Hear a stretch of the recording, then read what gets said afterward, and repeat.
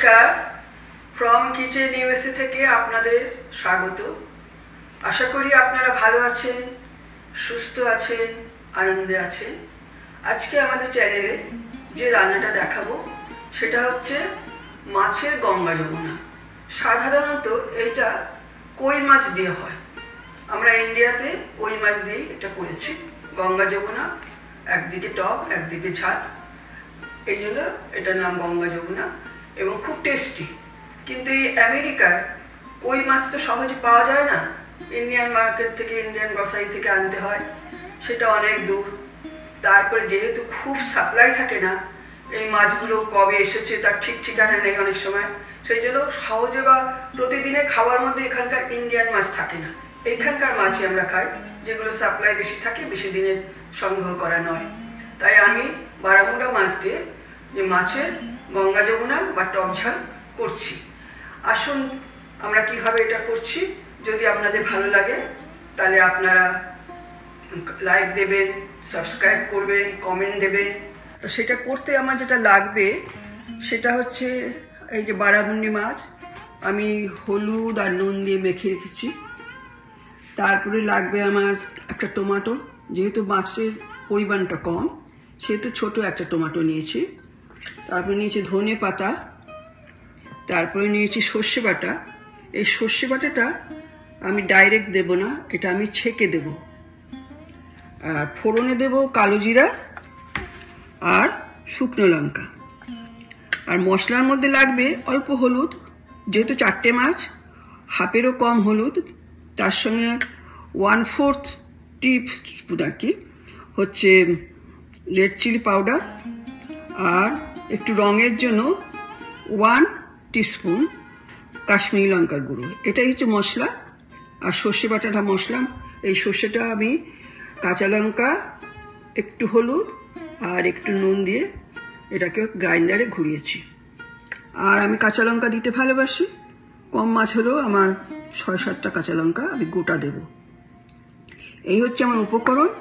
আর লাগবে হচ্ছে তেঁতুলের আচার, টক মিষ্টি আচার। সেইটা তেঁতুলও আপনারা গুলে হলুদ মিশিয়ে ভাজা মশলা দিয়ে করতে পারেন। আমি তেঁতুলের আচার দিয়ে করছি, কারণ তাতে আরও টেস্টটা ভালো হবে। আর নুন, মিষ্টি, তেল আপনাদের পছন্দ মতো, আপনারা যেরকম খান সেরকম দেবে। আর আমি সর্ষে বাটা দিয়ে সর্ষের তেল দিয়ে রান্না করছি।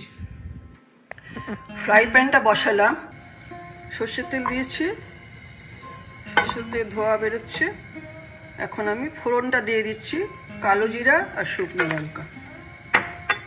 লঙ্কাটা ভাজা হয়ে গেলে আমি মাছগুলো দিয়ে দেবো।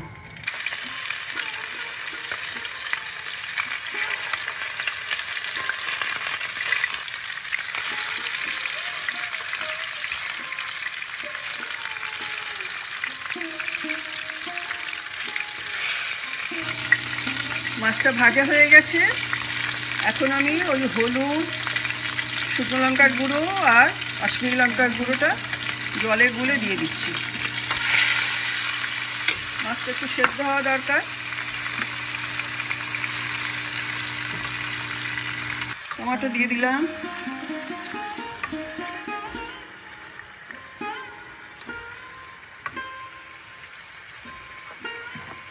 আমি কাঁচা লঙ্কা দিতে ভালোবাসি, গোটা দিলাম। ধনে পাতাটাও আমি এখন দিয়ে দেবো।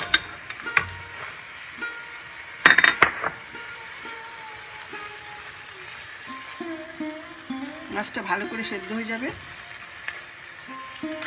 এখন আমি সল্ট এবং সুগার দিয়ে দিচ্ছি। সল্ট দিচ্ছি 1 টিস্পুন আর সুগার দিচ্ছি 1/2 টিস্পুন। এই যে এর মধ্যে রয়েছে, আমি দিয়ে দিলাম।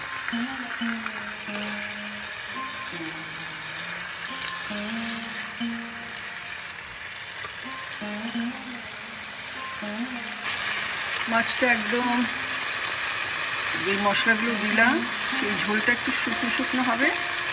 তারপরে আমি সর্ষে বাটাটা দিয়ে দেব।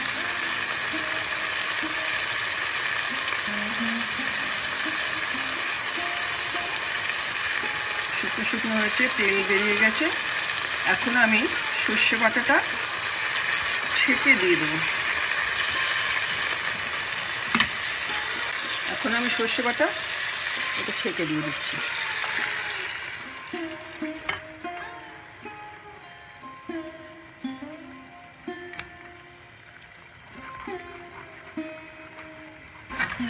একদম ছেঁকে দিলাম, আর সর্ষে বাটার যে খোসাগুলো সর্ষে সেগুলো কিন্তু বেরিয়ে এসছে। সর্ষে বাটা দেওয়ার পরে এটা ফুটছে, এটা শুকনো শুকনো হবে, গা মাখা হবে।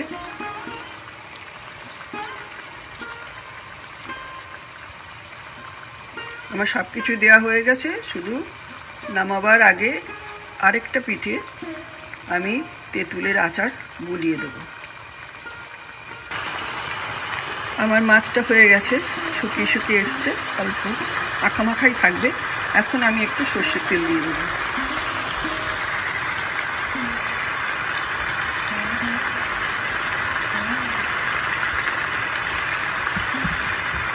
নেড়ে দিই। আমার মাছ রান্না হয়ে গেছে, মাছটা সেদ্ধও হয়ে গেছে। এবার আমি প্লেটে দেখাবো, তারপরে আমি আচারটা দেব। এটা মাছটা রান্না হয়ে গেছে, আর মাছটা নরম হওয়া দরকার হয়েছে। এখন নিচে রয়েছে সর্ষে বাটার ঝালটা, এখন ওপর দিয়ে দেব তেঁতুলের আচার।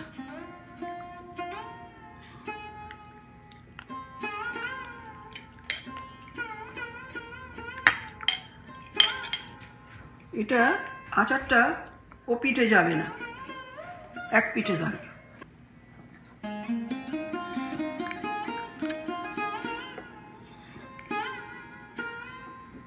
একটু দিয়ে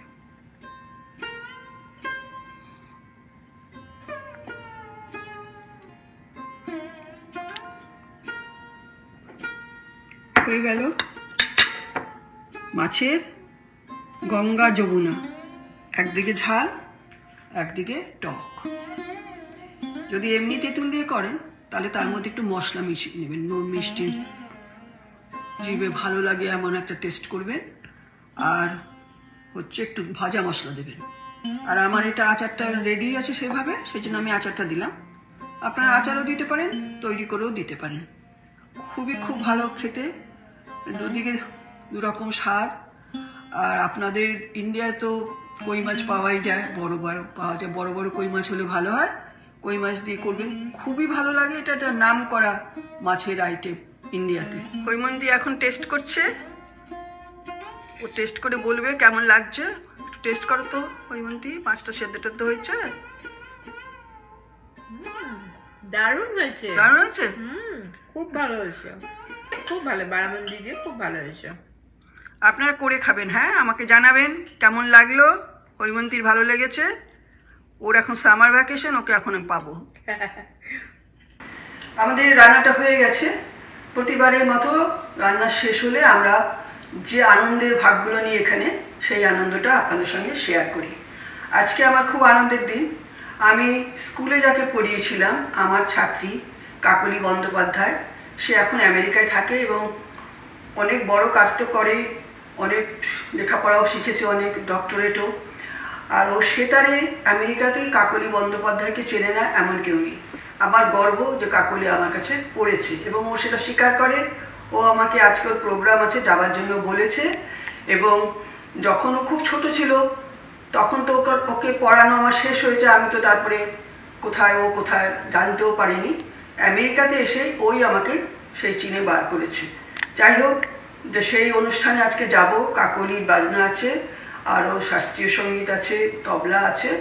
আপনাদের সঙ্গে সেইটা শেয়ার করব। আমার ছাত্রী কাকলি, আমার গর্ব, তার অনুষ্ঠান আপনাদের আমি দেখাবো। আমার সঙ্গে সেই অডিটোরিয়ামে চলুন, দেখতে পাবেন আমার ছাত্রীকে।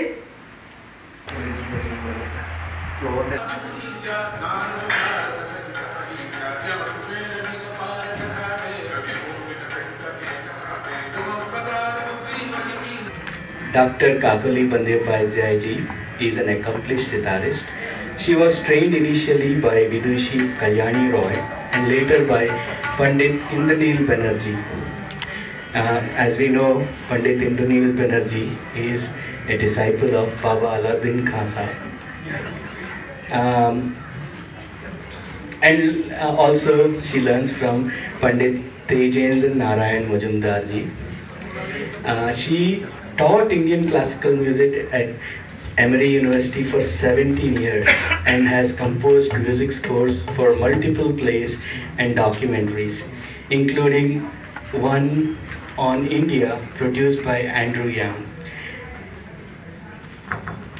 She has played in major music festivals across India and US, and according to her, music is a universal language that brings people closer across the globe. So, thank you Kapili ji for